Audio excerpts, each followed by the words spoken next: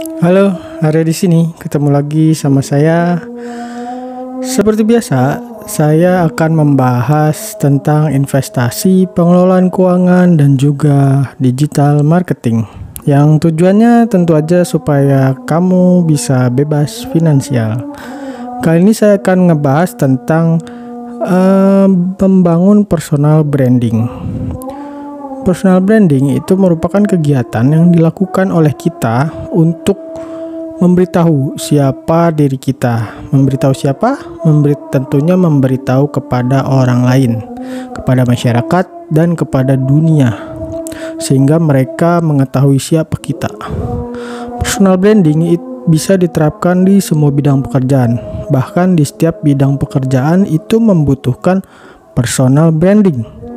Dan untuk membangun personal branding nggak mudah, karena personal branding itu dibangun dari pengalaman dan keahlian kamu.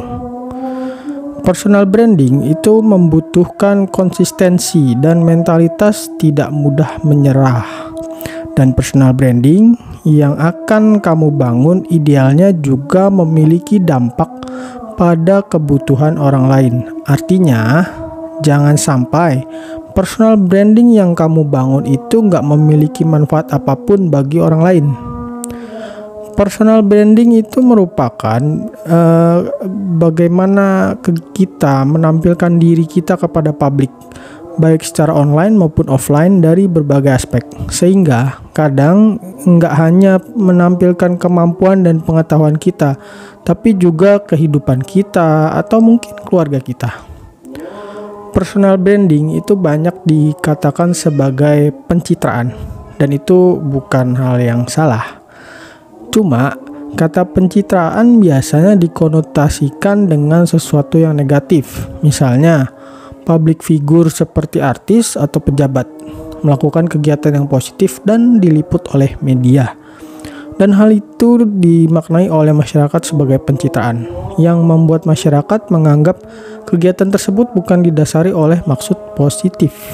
Sehingga pencitraan di masyarakat itu diartikan sebagai pembohongan publik. Padahal, personal branding ataupun pencitraan merupakan kegiatan yang netral, kegiatan yang memang bisa menimbulkan makna positif maupun makna negatif. Sebenarnya, kegiatan personal branding membutuhkan kejujuran dan orisinalitas. Terlebih di era sekarang, orang itu dapat dengan mudah mengetahui kebohongan. Mengapa kegiatan personal branding membutuhkan kejujuran atau orisinalitas? Karena dalam frase personal branding itu ada sebuah kata, brand. Menurut Susan Gunelius, brand is a promise. Itu berarti membangun sebuah brand atau membangun personal brand artinya menepati janji kita sesuai dengan apa yang kita lakukan. Jadi ketika kamu melanggar janji, itu akan merusak brand yang sedang kamu bangun. Oleh sebab itu, yang disebut dengan personal branding maupun pencitraan bukanlah kegiatan untuk membohongi publik, karena personal branding yang benar harus asli dan harus jujur. Lalu kenapa personal branding menjadi sangat penting dan menjadi lebih penting lagi di era media sosial seperti sekarang? Bagi kamu yang memang ingin berkarir menjadi pegawai, maka personal branding menjadi sangat penting. Mengapa? Karena saat ini media sosial menjadi penentu dalam proses wawancara kerja. Banyak perusahaan yang melihat media sosial kita ketika ingin merekrut pegawai baru. Mereka akan menilai siapa kita, bagaimana kita, perilaku kita, dan sebagainya. Coba bayangin kalau media sosial kamu diisi banyak sekali hate speech. Apa tanggapan dan sikap dari perusahaan yang mau merekrut kamu? Kalau kamu ingin jadi pengusaha, tentu aja personal branding menjadi sangat penting.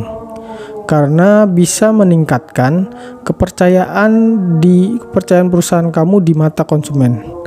Meningkatnya kepercayaan konsumen terhadap kamu akan meningkatkan juga citra serta kepercayaan masyarakat atau konsumen kepada perusahaan kamu.